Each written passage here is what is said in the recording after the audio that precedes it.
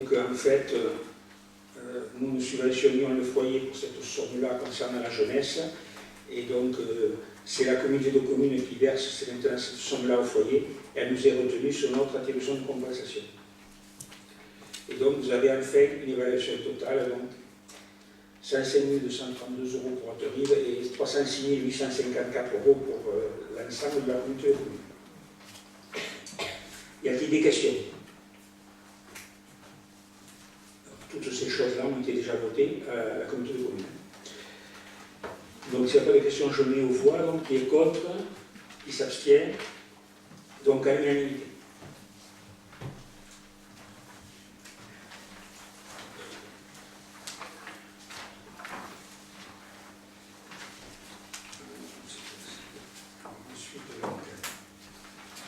Ce sont les ressources humaines, modification du tableau des effectifs.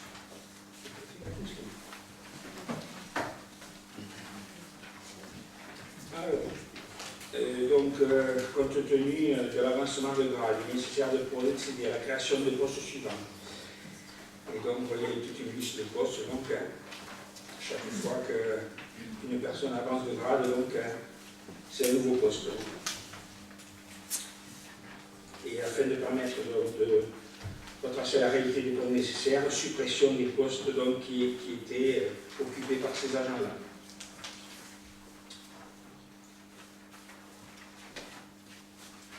Des questions? Y a-t-il des questions? Oui.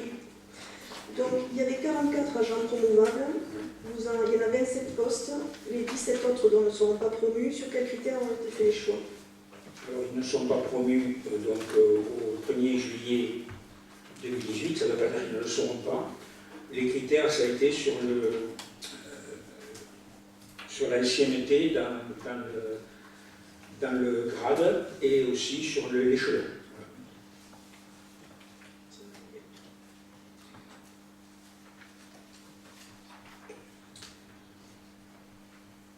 Passer de C1 à C2, c'était 8e échelon, et pour passer de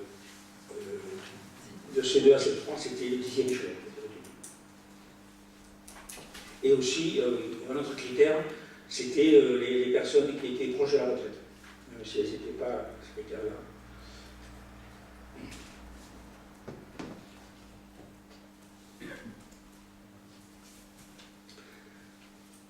D'autres questions? Donc sur cette modification doit être votée, bien sûr aussi, qui est contre, donc, qui s'abstient, à l'unanimité.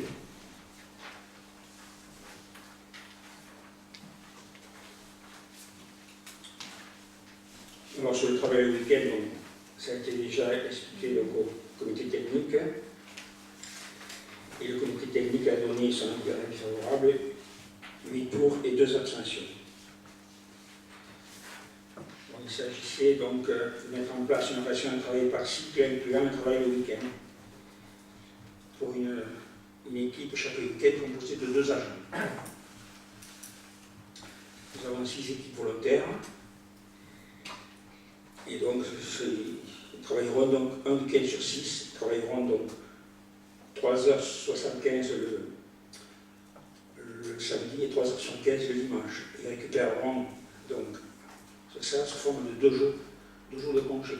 Alors pour respecter la règle du fait qu'ils ne pas travailler plus de 6 jours consécutifs, donc, il faut donc qu'ils prennent un jour de congé la semaine avant et le lundi après, pour être sûr qu'il n'y aura jamais plus de 6 jours consécutifs. Voilà, alors on avait proposé une autre solution aussi, mais l'autre solution c'était de dire qu'il y avait une équipe qui travaillait le samedi, l'autre équipe qui travaillait le dimanche, et donc les agents ont choisi cette solution-là. Et en plus de ça, donc, il a été dit qu'on leur donnait une prime à chacun des agents par week-end travaillé de 120 € brut. Ce qui fait une dépense à peu près pour la commune, environ 1 000 € sur 1 000 € par mois.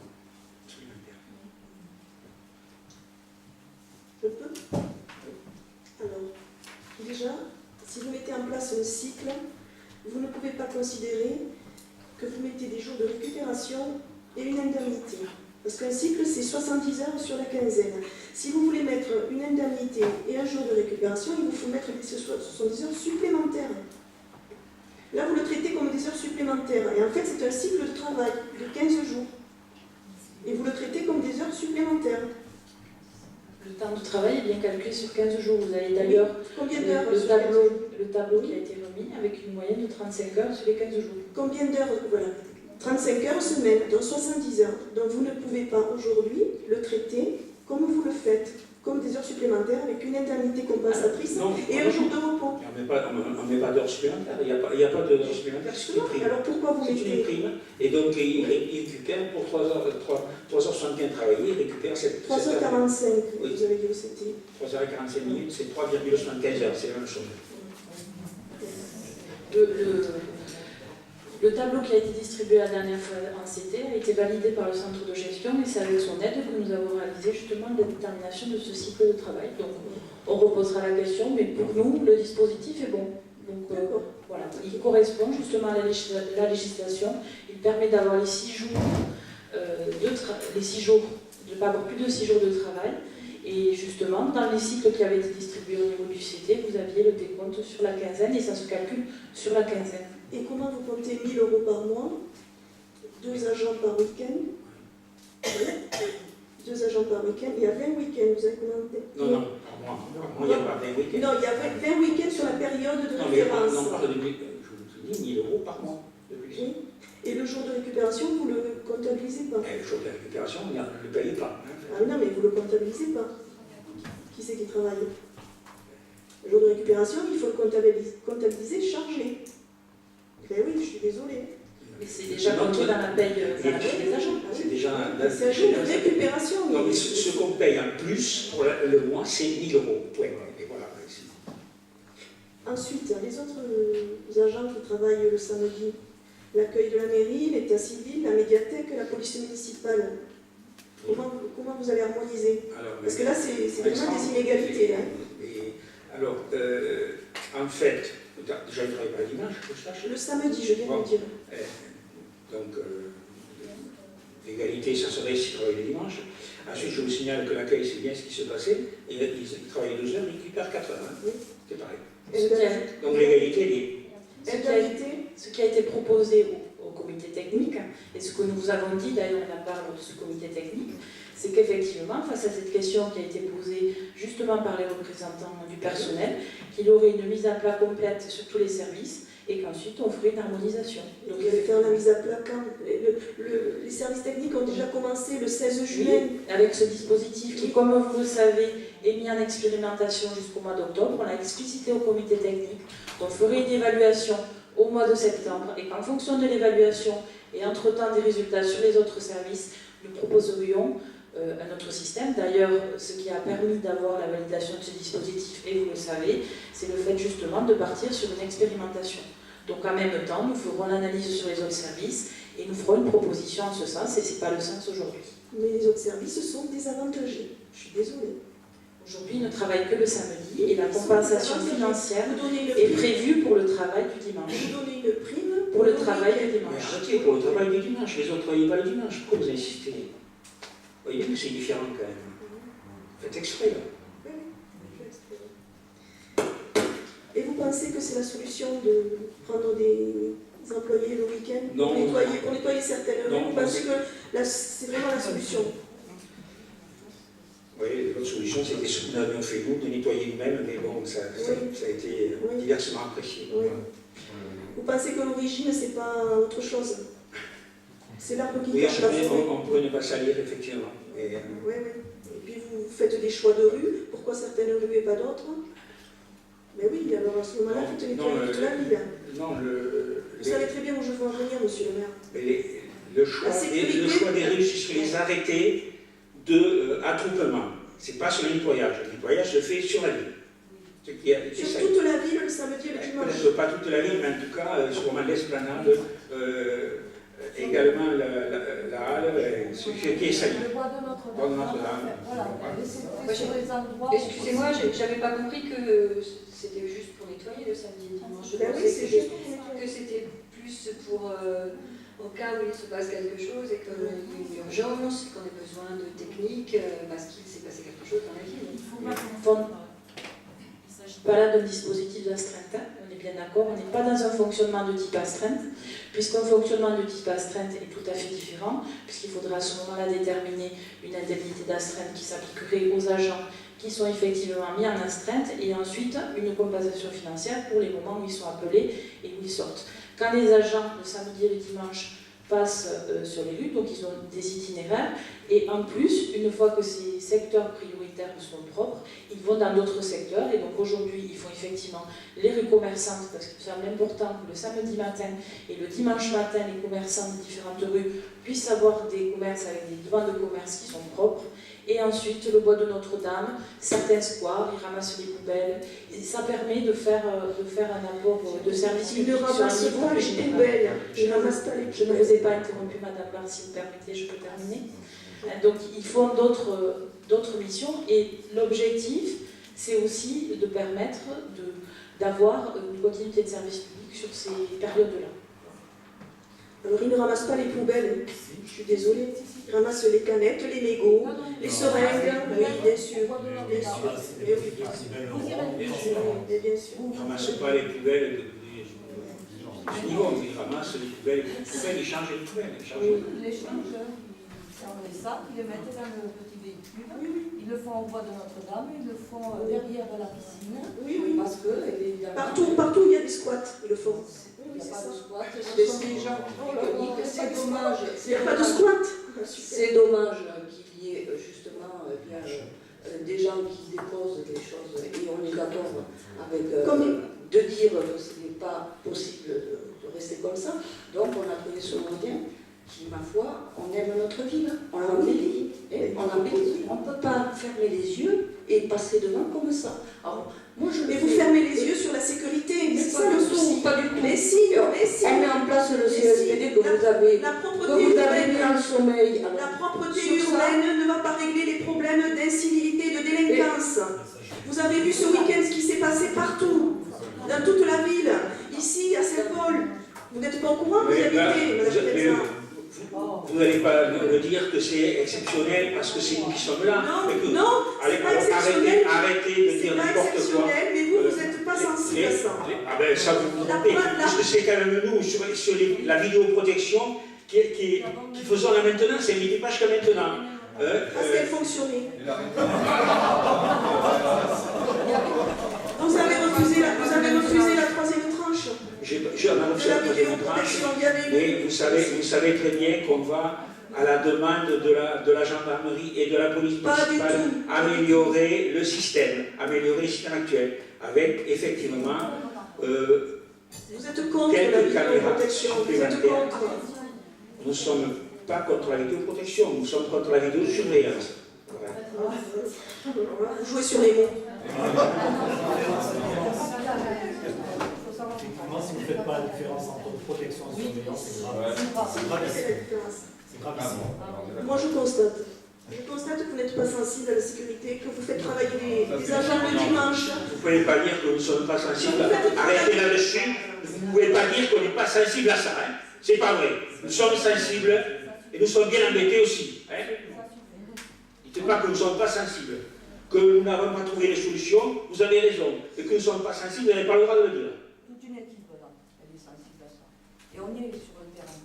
Beaucoup plus que vous, quand vous étiez dans la discorde. Moi j'y étais, je suis désolée Madame Tête. Moi j'y étais, ne prenez pas les cas pour des généralités. Et les autres riverains ont fait le choix de nous mettre oui, à la ville. Oui, bien sûr. Pour nous, on essaye d'être là.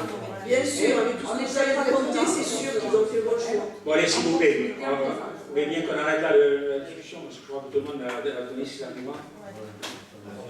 Alors, donc ce travail du week-end pour les agents de service technique, avec le système proposé, qui est contre, qui s'abstient, 4 abstentions.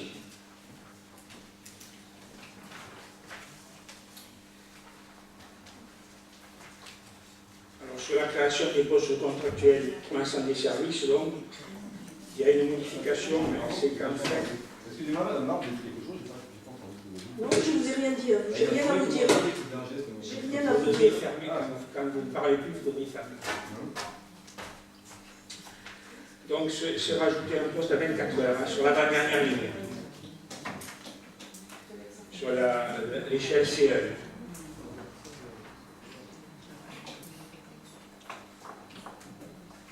Il n'y a que ça qui est changé par rapport à la précédente note.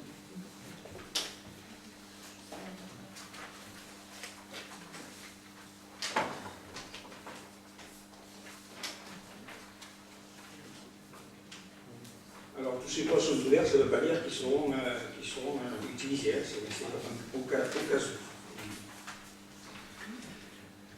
Y a-t-il des questions? Non?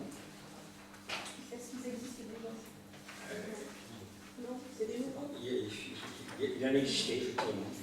Est-ce que c'est ceux que vous renouvelez ou est-ce que c'est des nouveaux? Parce qu'il y en a quand même 43. Oui, oui. Mais il y a des renouvellements, Il s'agit notamment de tout ce qui est lié aux écoles, hein, puisqu'on est sur un dispositif contractuel, donc effectivement on recrée certains des postes qui existaient déjà, mais en termes de contractuel. Voilà. Hein, donc ce sont les écoles et certains postes au service technique.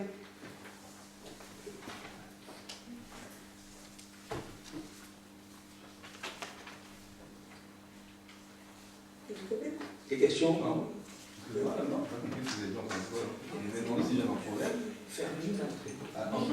Arrêtez de la fixer, puis ça se passera bien, monsieur Bérard. Arrêtez de nous fixer, ça se passera bien. Vous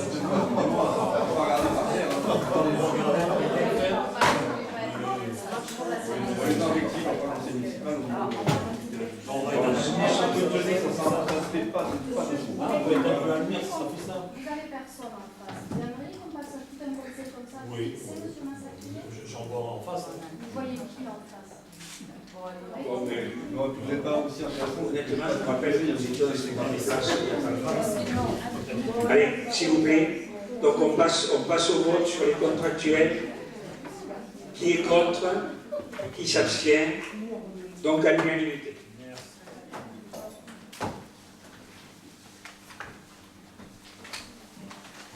Sur l'éclairage public, etc.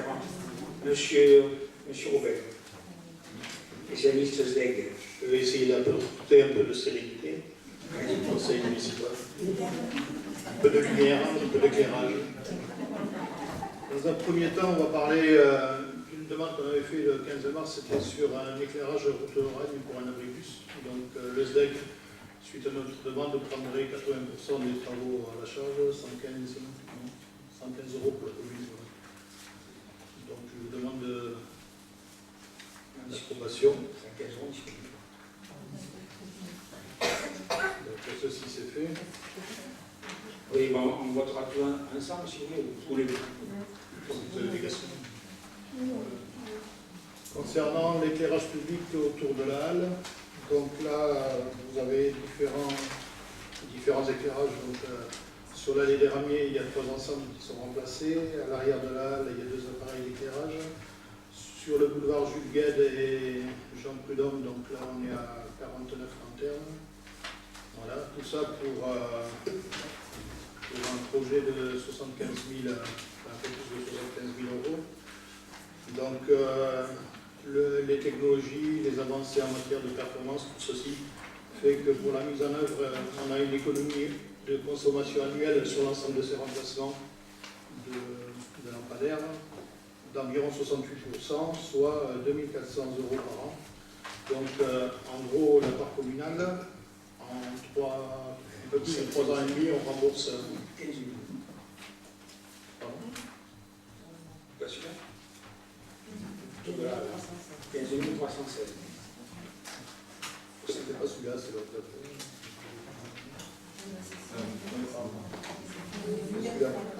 Je fais le document.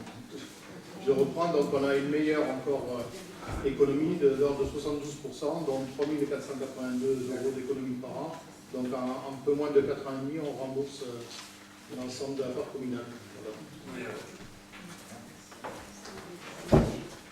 Et donc pour le dernier point, c'est l'avant-projet du quartier de la Commanderie. Donc là, on a 37 appareils sur l'avenue Arélis-Delmar, différentes rues adjacentes. La rue Théodore Roch, il y a 6 appareils. Autour de la cité, il y a 19 ensembles d'éclairage. Donc tout ça pour une part communale de un total de 36 300 €, une part communale de 9 189 €. Et là, par contre, on a, donc je disais tout à l'heure, une économie de 68% sur la consommation annuelle d'énergie, à peu près 2 468 € par an. Donc dans 3 ans, un peu plus de 3 ans et demi, on rembourse la part communale. Et il vient se rajouter donc, tu l'as dit tout à l'heure, Oui. la boucle des feux tricolores rue Juvalès qui ne fonctionne plus. Et donc là, il y a, bon, la participation du SDEG est moins conséquente. Voilà. Donc on a ces travaux-là aussi à faire. Et au moins, il faut voir les demandes pour avoir après les subventions des travaux. Donc chacune de ces dépenses s'engage à les faire sur nos fonds propres. Y a-t-il des questions? Donc on passe au vote. Qui est contre? Qui s'abstient? Donc à l'unanimité. Alors il reste la subvention des écoles d'autonomie faisant partie du RASEP, les ODES spécialisés aux élèves en difficulté. Et la commune est un siège du rattachement administratif d'un poste, celle-ci peut bénéficier d'une subvention de fonctionnement auprès du conseil départemental. Et donc, cette subvention, elle n'avait pas encore été demandée pour les années 2016-2017, et donc 2017-2018 aussi. Et bien sûr, cette subvention obtenue sera réaffectée au fonctionnement du RASEP sous forme de subvention. Y a-t-il des questions? Alors, à l'unanimité? À l'unanimité. Merci. Je vous rappelle que je vous invite tous dimanche soir pour le repas, un repas qu'on fera ensemble. Et vous avez tous été invités, ne dites pas le contraire. Hein. Et donc, je précise que c'est un repas que je financerai personnellement.